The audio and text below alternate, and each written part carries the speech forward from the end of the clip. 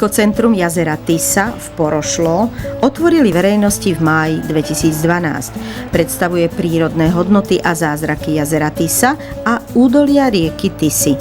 V najväčšom sladkovodnom akváriu v Európe vytvorili také prírodné prostredie, ako by ste sa prechádzali pod obrovskou masou vody na dne jazera. Obrovské akvárium obsahuje asi 1 000 000 litrov sladkej vody, živočíchy, hlavne ryby a obojživelníky, typické pre Dunaj, Tisu a Karpatskú kotlinu, ktoré tu žili celé stáročia. Väčšina z týchto rýb je i dodnes v rieke Tisa. Voľným okom ich neuvidíte, pretože voda nie je priezračná. Návštevníci majú možnosť pozorovať to, čo sa deje pod vodou.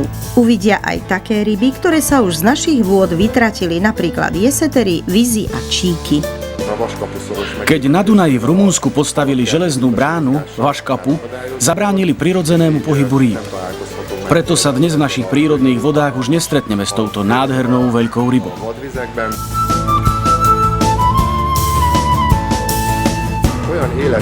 Celá dekorácia v akváriu je veľmi prirodzená. Vyzerá presne tak, ako by ste chodili po dne jazera. Vidíte nie len trošku štrku, kamienkov, sklo a ryby. Sú tu aj kmene stromov, konáre, maketa potopenej loďky. Takto asi vyzerá v skutočnosti život na dne rieky a jazera.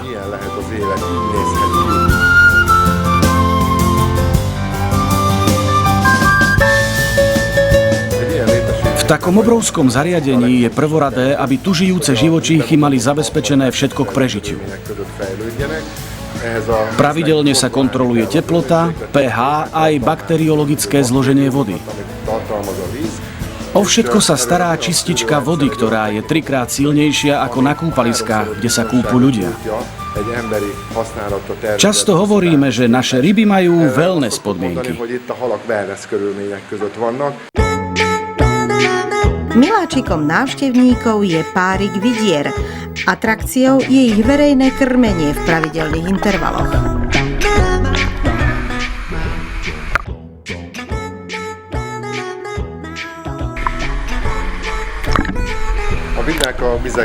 Vidry sú typické vodné cicavce a nájdeme ich aj pri rieke Tisa. Sú veľmi lenivé a vždy ospalé. V priebehu dňa väčšinou spia. U nás preto chováme ázijské trpasličie vidry. Sú aktívnejšie, pohyblivejšie a veľmi dobre sa s nimi spolupracuje v našich podmienkach. Budova ekocentra tvarom pripomína vtáka s veľmi čistou líniou, ktorá dobre zapadá do prostredia.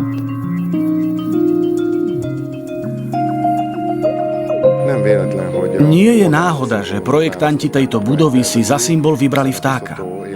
Okolie jazera Tisa má veľmi bohatú flóru a faunu. Žije tu viac ako 200 vtáčich druhov.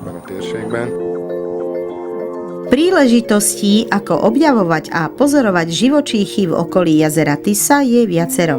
Nad vodou je vybudovaný chodník dlhý 1500 metrov a vedie k rôznym výhliadkám. Z nich možno pozorovať vtákov z výšky tak, aby sme ich nerušili. Loďkou, ktorá má GPS navigáciu, si možno urobiť výlet aj do tých najskrytejších miest jazera. Rezervácia je miestom oddychu sťahovavých vtákov, ktoré prelietajú nad naším územím. Tieto územia sa dajú navštevovať len so sprievodcom.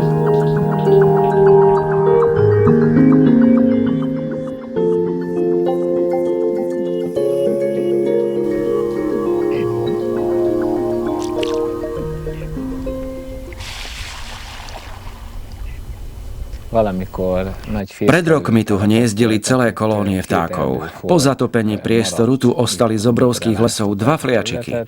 Stromy postupne od koreňov odumierali, pretože stáli vo vode. Kým sa to však stalo, boli 10-15 rokov miestom na hniezdenie. Jazero Tisa je umelo vytvorená vodná nádrž, ktorú na Tise vybudovali v 70. rokoch. Má 127 km štvorcových. Nájdeme tu niekoľko menších ostrovov, kanály, mŕtve ramená so stojacou vodou a obrovskú otvorenú vodnú plochu. Keď sa dostanete k záľahe vodných kvetov, je to čarovný zážitok.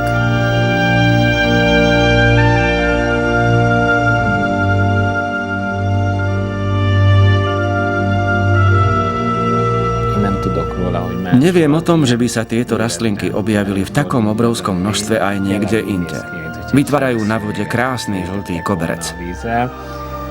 Medzi nimi sa sem tam objavia i biele lekná. Je to nádhera.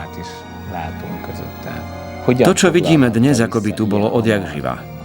Ako je to možné? Veď rozprávame o jazere, ktoré vzniklo pred 35 rokmi.